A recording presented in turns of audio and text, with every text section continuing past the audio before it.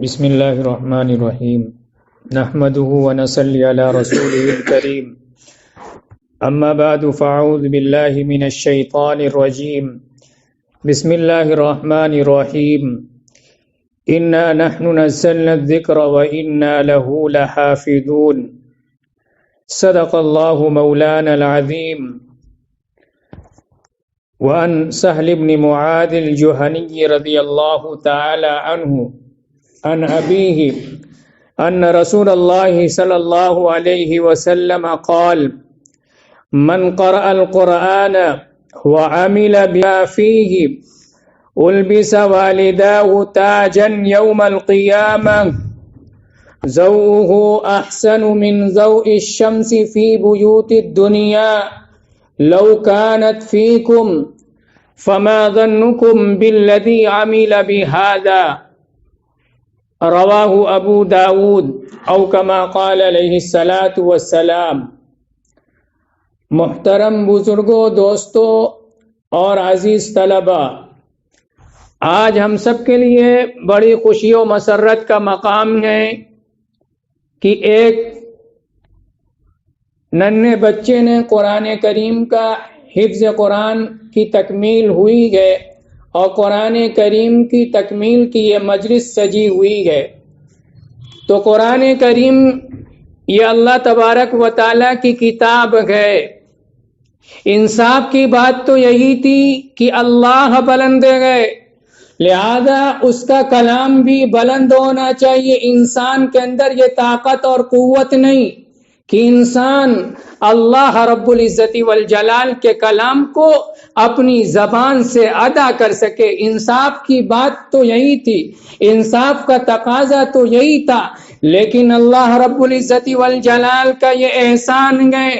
اللہ نے انسانوں کو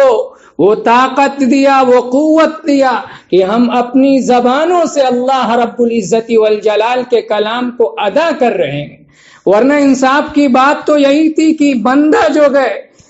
بندے کے اندر یہ طاقت اور قوت ہی نہیں کہ رب کے کلام کو ادا کر سکتا، لیکن اللہ رب العزت والجلال نے ہم کو یہ طاقت اور قوت دیا کہ ہم اللہ کے کلام کو اپنی زبان سے ادا کرتے ہیں. اللہ تبارک و تعالیٰ فرماتا ہے قرآن کے اندر: وَلَقَدْ يَسَّرْنَا الْقُرْآنَ لِلذِّكْرِ فَهَلْ مِن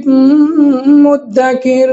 کہ یقیناً ہم نے قرآن کو ذکر کے لیے، یاد کرنے کے لیے آسان بنایا. تو یہ اللہ رب العزت والجلال کا احسان ہی ہے کہ قرآن کے کریم کے برابر کوئی بھی کتاب اس دنیا کے اندر ایسی نہیں کہ اس کو حفظ کر اپنے سینے کے اندر محفوظ کر لیا جائے، یاد کر لیا جائے. یہ قرآن کریم کی برکت ہے. اللہ تبارک و تعالی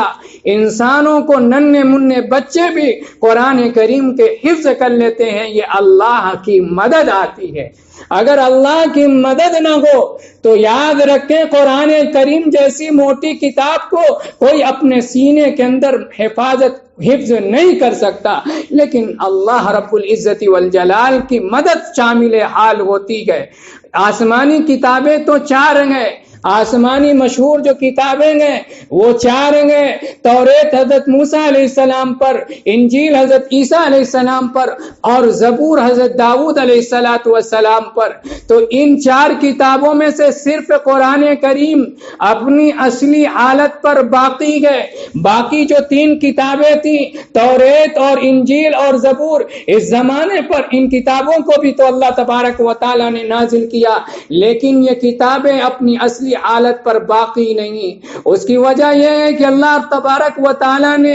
ان کتابوں کی حفاظت کا وعدہ نہیں کیا، لیکن قرآن کریم کے اندر اللہ تبارک و تعالیٰ نے خود فرما دیا کہ قرآن کریم کو ہم ہی نازل کیا گئے اور ہم ہی اس کی حفاظت کرنے والے گئے. اللہ تبارک و تعالیٰ قرآن کے اندر فرماتا گئے: اِنَّا نَحْنُ نَزَّلْنَا الذِّكْرَ وَإِنَّا لَهُ لَحَافِظُونَ، کہ بے شک ہم ہی نے قرآن کریم کو نازل کیا گئے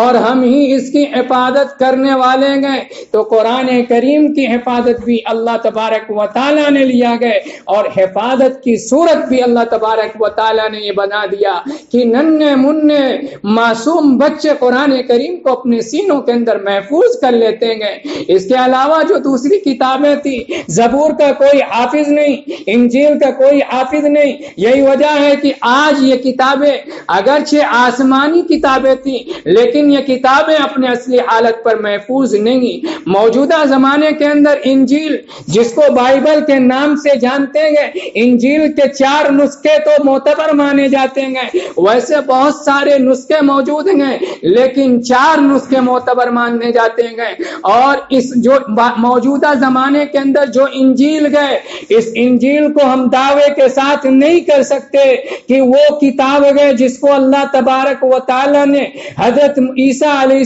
السلام پر نازل کیا تھا، لیکن قرآن کریم کا صرف ایک نسخہ گئے۔ آپ پوری دنیا کے اندر کہیں بھی چلے جائیں، قرآن کا ایک نسخہ گئے۔ قرآن کریم کو اللہ رب العزت والجلال نے قرآن کو نازل کیا گیا، لہذا قرآن کی حفاظت کی ذمہ داری بھی اللہ رب العزت والجلال نے لیا گیا۔ تو قرآن کریم ایک ایسی کتاب ہے کہ قرآن کا پڑھنا ثواب، قرآن کا دیکھنا ثواب، قرآن کو چھونا ثواب۔ تو قرآن کریم کو اللہ تبارک و تعالیٰ نے صرف ایصال ثواب کے لیے نازل نہیں کیا گئے، اور اس لیے نازل نہیں کیا گئے کہ ہمارے گھروں کے اندر طاقوں پر سجانے کے لیے قرآن کریم کو رکھا جائے، بلکہ قرآن کریم کے اندر اللہ تبارک و تعالیٰ نے مکمل دستور حیات بنایا گئے۔ اللہ نے قرآن کریم کے اندر تمام چیزوں کی رہنمائی کی گئے۔ قرآن کریم کے اندر اللہ تبارک و تعالیٰ نے زندگی سے لے کر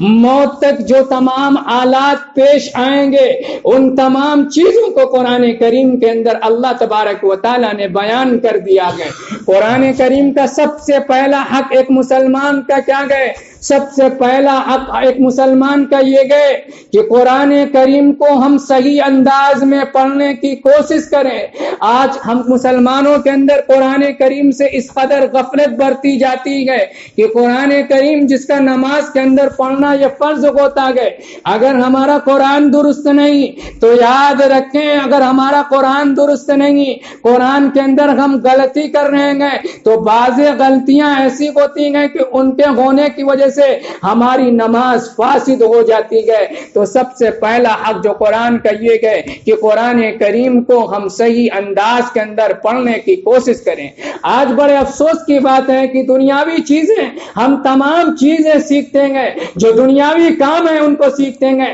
لیکن اللہ تبارک و تعالیٰ کا قرآن کی اتنی اہمیت نہیں کہ ہم قرآن کو سیکھیں، کسی حافظ قرآن کو بیٹھ کر ان کے سامنے اپنا قرآن سنائے کہ ہمارا قرآن بھی درست ہے یا نہیں۔ عام طور سے تو یہی ہوتا ہے، ہمارا قرآن درست نہیں ہوتا، لیکن ہم غلط فہمی کا شکار ہوتے ہیں کہ ہمارا قرآن درست ہے۔ ہمارا قرآن درست ہے یا نہیں ہے یہ فیصلہ کب ہوگا؟ جو قرآن کے جاننے والے ہیں، جب ہم ان کو سنائیں گے تو قرآن کریم پتہ چلے گا کہ قرآن درست ہے یا نہیں۔ اگر قرآن ہمارا درست نہیں تو جو عالم ہیں یا حفاظ کرام ہیں، ہمیں قرآن کریم کو سنانا چاہیے، اور تاکہ ہمیں معلوم ہو سکے کہ ہمارا قرآن درست بھی ہے یا نہیں۔ اگر قرآن ہمارا درست نہیں تو ہماری نمازیں ادا نہیں ہوگی، یہ نمازیں ادا نہیں ہوگی، کیونکہ نماز جب فاسد ہو جائے گی تو نمازیں ہماری ادا نہیں ہوگی۔ تو سب سے پہلا حق قرآن کریم کا یہ ہے کہ قرآن کریم کو صحیح انداز کے اندر پڑھنے کی کوشش کریں، اور دوسرا حق قرآن کریم کا یہ ہے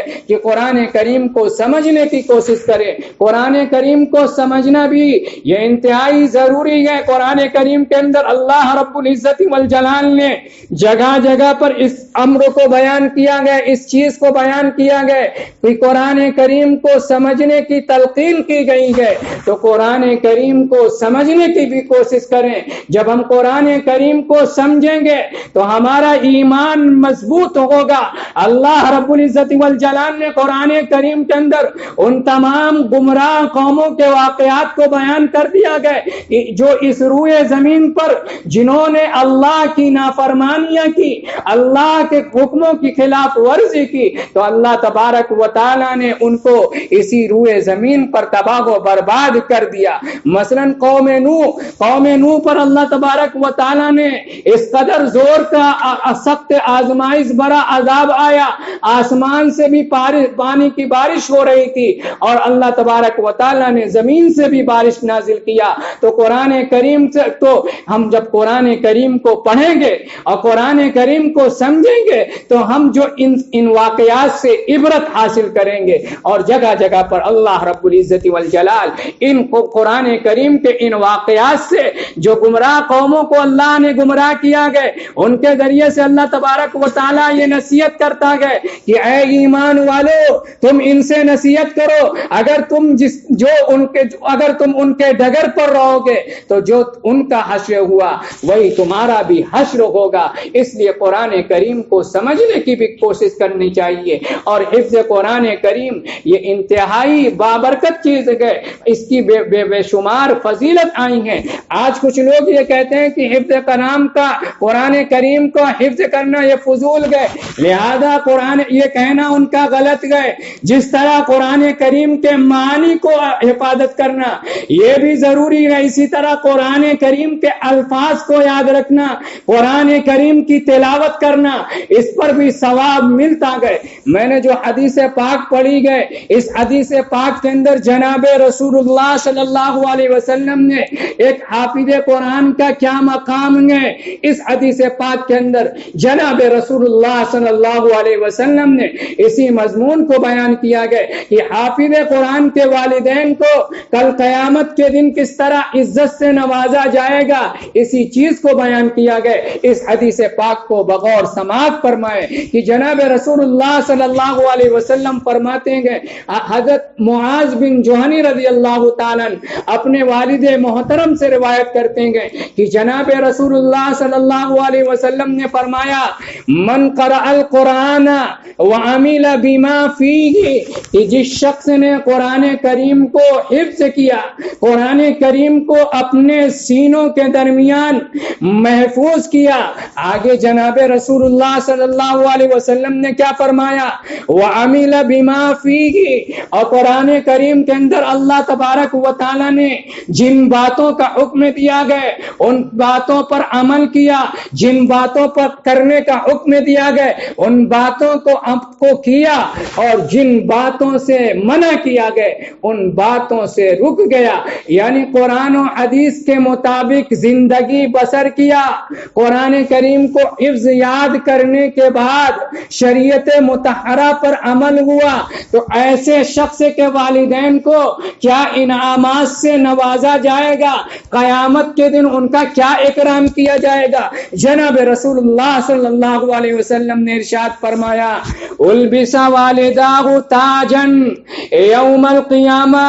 کہ حافظ قرآن کے والدین کو ایک تاج پہنایا جائے گا۔ وہ تاج کیسا ہوگا؟ قیامت کے دن حافظ قرآن کے والدین کو ایک تاج پہنایا جائے گا۔ وہ تاج کیسا ہوگا؟ آگے جناب رسول اللہ صلی اللہ علیہ وسلم نے ارشاد فرمایا ضوءہ احسن من ضوء الشمس، اس تاج کی روشنی جو حافظ قرآن کے والدین کو تاج پہنایا جائے گا اس کی روشنی جناب رسول اللہ صلی اللہ علیہ وسلم نے فرمایا ضوءہ احسن من ضوء الشمس فی بیوت الدنیا لو کانت فیکم، کہ اس تاج کی روشنی سورج کی روشنی سے زیادہ ہوگی، لو کانت فیکم، اگر سورج تمہارے دنیاوی گھروں کے اندر آ جائے، بفرض محال سورج اگر تمہارے دنیاوی گھروں کے اندر آ جائے۔ اے مسلمانوں ذرا غور کرو کہ سورج زمین سے کتنی دور پر گئے، سورج زمین سے بہت زیادہ دور پر گئے، پھر بھی سورج پوری دنیا کو روشن کیے ہوئے گئے۔ آپ ذرا سوچیں، غور کریں کہ جناب رسول اللہ صلی اللہ علیہ وسلم نے فرمایا کہ سورج اگر تمہارے دنیاوی گھروں کے اندر آ جائے، بفرض محال اگر تمہارے ہمارے دنیاوی گھروں کے اندر سورج آ جائے، اے مسلمانوں ذرا تصور کرو، اگر سورج اس مسجد کے اندر اگر سورج آ جائے تو کس قدر روشنی ہوگی۔ جب سورج اتنی دور پر گئے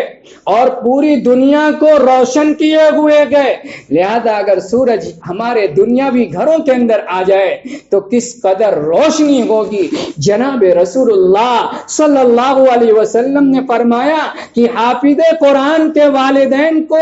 جو تاج پہنایا جائے گا اس کی روشنی اگر سورج تمہارے دنیاوی گھروں کے اندر آ جائے تو اس سے بھی زیادہ روشنی ہوگی۔ یہ ایک حافظ قرآن کے والدین کو یہ اس قدر انعام سے نوازا جائے گا، اس قدر ان کی عزت کی جائے گی۔ آگے جناب رسول اللہ صلی اللہ علیہ وسلم نے ایک حافظ قرآن کا کیا مقام گئے اس کو بیان کیا گئے، ایک حافظ قرآن کا کیا مقام گئے۔ آگے جناب رسول اللہ صلی اللہ علیہ وسلم نے حافظ قرآن کے مقام و مرتبہ کو بیان فرمایا گئے۔ آگے آقا نے فرمایا فما ظنکم بالذی عمل بہذا،